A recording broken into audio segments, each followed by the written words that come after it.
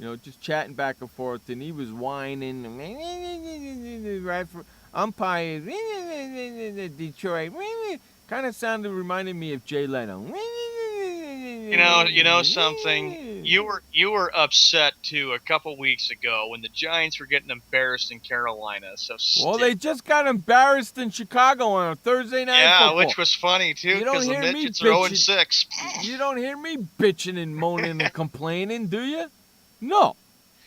And Next just game we is what get it is. to. He's like, oh my God, I'm gonna go crazy. I went nuts when Ortiz. And then hit no run. all of a sudden, I hear, all of a sudden he hits, oh my God, oh wow, and then he was in a great mood from there on after. That's what I did. The next game we get to, we all know this is the late afternoon games, and if Kansas City's going to think that they're going to win the division, you better think again, because the Denver Broncos are right with you. Denver easily takes care of the Jacksonville Jaguars, 35-19. I know in our picks we all pick Denver. Why? Because we always go against Jacksonville. You know something? I hope Jacksonville and the Giants play each other, because I might just pick Jacksonville for the first time in my life. Well, I'm looking at the schedule, I don't think it happens, and the Giants and the Jaguars do not play each other. Good thing for that. Well, they do play the Chargers next weekend at home. Jacksonville? Yeah, Jacksonville does next weekend. Yeah, well, they're going to lose that game, too. And you know something? The Chargers play the Giants here in December. Mm-hmm. Yeah, I'm trying to get tickets for that game. And I wonder who you'd go. Well, Jeff would probably have all of his blue gear on and go for the Giants. I would wear it. No, in fact, you want to know something? What? I wouldn't go with anything on. I'd go just dressed up as a fan. I wouldn't wear any Giants gear or any Chargers gear. You know that? I wouldn't do anything. I would carry around a sign that says SportsWorldRadio loves the Giants even though they suck. I will do that, though. SportsWorldRadio loves the Giants even though they suck. But it was a quick game, and for Peyton Manning just having an outstanding career. Remember, before the season began, Denver was heavy favorites to go to the Super Bowl. And you're right, if Kansas City and Denver go and win the rest of their games before they meet, I cannot wait to see how well that thing turns out. Keep in mind, too, Denver will be playing New England in a couple weeks, too, in November. I know. And Peyton Manning was 28-42 yesterday. And you want to know something? That they play Denver and Kansas City play each other twice in a 3 or 4 week span. Yeah. So that's pretty crazy. It's going to be a lot of fun to watch. I'm telling you. I can't wait. You know what? I'm rooting for Kansas City to beat Denver both times. Because you're sick and tired of Peyton Manning and the Broncos. Yeah. In fact, I need Kansas City to win the division and let Peyton Manning get in on a freaking wild card. Yeah. Well, Manning yesterday was having an outstanding game. 28-42. He threw for 295 yards, 2 TD passes, 1 INT. Chad Henne, the Jaguars quarterback, he was 27-42, 303 yards, no TD passes, and of course the only touchdown that Jacksonville, I believe, that they got was a Maurice Jones-Drew touch. Actually, 5-yard run that cut the game to 21-19. He got a touchdown yesterday, MJ? Yeah. Maurice Jones-Drew, 71 yards. Wow, that's pretty big. That's pretty big of him, huh? See Yep. you, Miffy. That's pretty big of him, huh? The next game we get to, another team that's making a lot of noise. What the point spread was? You know what the point spread was in that freaking Denver game? What was it, 25 points? Yeah. 25 or 28, and they didn't even cover? Are you kidding me? Get the heck out of here. Seattle Seahawks, they prevail yesterday after a tough loss at Indianapolis last week. They came back and escaped 20-13 against the Tennessee Titans. Pete Carroll's doing a good job with the team. Wilson was 23 out of 31. He threw for 257 yards. No TD passes and no INTs. Wilson's having a better year than RG3. Or Tony Romo, right? Oh, I see. I didn't want to say it, but you did. I said you did, though. So thank you for saying it. He's even having a better year than Eli Manning. That's true. Fitzpatrick for the Titans was 17 of 29. He threw for 171 yards, 0 TD passes, and 2 INTs. That's pretty funny. Well, and if you look real quickly, Jeff, if you look at the standings, and I'm just going there right now again, That Tennessee NFC is in West trouble, is man. a really, really tight race. You can't rule out all four teams, but I think it's going to go down to the wire between Seattle and San Francisco. Seattle's 5-1, San Francisco 4-2. It's going to come down to Seattle and San Francisco again. I don't think St. Louis and Arizona have a chance. They're sitting at 3-3, so it's going to come down to those two again. And with even though New Orleans lost yesterday, sorry, Kenny, it's not going to matter because the closest team to them is Carolina at 2-3, and then Atlanta at 1-4. Atlanta at 1-4. Atlanta at 1. You think Tony Gonzalez came back for this crap? I think he was shocked about it. I'll get to them in just a sec.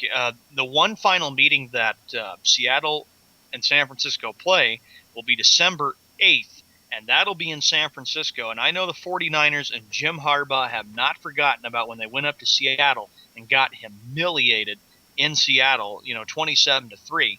And, yeah, we get real closely, we get with the Falcons. They are not playing good football right now, 1-4. And you're right, Jeff. Who would have ever thought? And I know Tony Gonzalez has got to be just sitting in Atlanta saying, I come back for another year, and look at the way we're playing. We're playing so pathetic right now. How about that? It's ridiculous. Yeah, he came back for this, and then all of a sudden there's little trade talks about maybe trading him. Is that nuts? I said Falcons are a joke, and it's so true right now. 1-4, and they better find a way to turn it around because, remember, the Falcons last year went all the way to the NFC Championship game before. Oh, look at this guy. Look at this guy, Ray Lewis, on the field, on the screen over here in San Diego, because that's where the Monday night game is. Mm-hmm. So Ray Lewis is down there on the field, and they're talking to Gruden and those guys there. So Monday Night Crew is here. They're doing their thing. That's the game tonight. Chargers against Indianapolis, huh? Wow. Yep. The next game we get to, and this was an absolute thriller from Foxborough, Massachusetts, the New England Patriots winning a nail-biter. And I do mean nail-biter. I was thinking of Kenny the whole day, and I know he was thinking of me. I'm sure you were, man. I'm sure you were cripping your pants over there. And I was pacing back and forth. The Patriots were down 27-23 with just a few minutes to go. And Tom Brady, arguably one of the best quarterbacks in the NFL. You just can't give up. That was one hell of a comeback yesterday, wasn't that, my friend? One hell of a comeback. Man. Well, 11 seconds, 17-yard line, and you've seen Brady do this plenty of times before. He knows that with, he's just like you put him up with Peyton Manning and or John Elway or some of the other quarterbacks who know that when it's like 4 points or less or a touchdown, you know that you've got to run your 2-minute offense, go sideline, make sure you're being really careful with your timeouts and stuff, and run the 2-minute warning really well. And that was freaking incredible. It was freaking incredible yesterday. I watched that. Unwatchable as a New Orleans Saint fan. I can imagine how much Kenny was going through.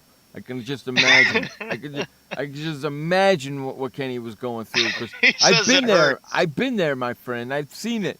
But that was just incredible. And for him to do it like that, oh my! We're really having nobody. Come on. Drew Brees yesterday, he had a great game. 17 of 36. He threw for 236 yards, 2 TD passes, and 1 INT. Tom Brady was 25 of 43, 269 yards, 1 TD pass, and 1 INT. And Jeff, I can tell you this. Even as a Patriots fan, I can say I did not expect that this game was going to be a blowout. I was like saying the Saints are 5-0. I expect it's going to be a real close game, 3 points or less, and that's what I called it, 30-27, and that had to be that's the game of the week right there. That's the game of the week right there, bitches, for you anyway. That was incredible. I got to watch. There was 2 games in the morning and 1 game in the afternoon, and then I got the late game. So I had 4 games to watch. I think I watched a total. I watched the Kansas City game. I turned that game off, and then I went and watched a little bit of something else. I didn't watch too much football after that, man. I watched baseball. That's what I was watching. Once baseball came and you were on, thinking of me because we were Skyping back and forth. Yeah, I watched a lot of baseball yesterday. Actually, I think I watched the whole game yesterday. So yeah, And then the next game we get to, San Francisco 49ers. They know perfectly well they're trying to stay with the Seattle Seahawks. They take the game against the Cardinals 32-20. And Carson Palmer, I forgot that he was in Arizona, but I thought he was still in Oakland. He was 25 of 41. He threw for 298 yards, 2 TD passes, and 2 interceptions for the Arizona Cardinals. Colin Kaepernick was 16 of 29, 252 yards, 2 TD passes, and 1 INT. So, Jeff, like you said, it's going to come down between Seattle and San Francisco. I think so. I think no doubt about it. No doubt about it. Well, and I even called it. I said San Francisco will represent the NFC, and look where they're at. They're 4-2. And remember, there was surprise before that fourth game when they were 1-2. San Francisco was. Were they going to be like the Falcons? Because remember, a couple weeks ago, a lot of people were surprised that they were not playing good. They were not playing well and clicking, and things weren't going right. Then they seems like ever since St. Louis, 3 straight wins, and Jim Harbaugh must have really just sat down with the team and said, hey, this is the regular season. We're the NFC champions. Let's start playing like the NFC champions. And the final game we get to was the Sunday night football game of the week, and that was an old rivalry, the Washington Redskins taking on the Dallas Cowboys. Dallas takes this game 31-16, and the Cowboys gave Jerry Jones a birthday present. As yesterday, Jerry Jones turned 71.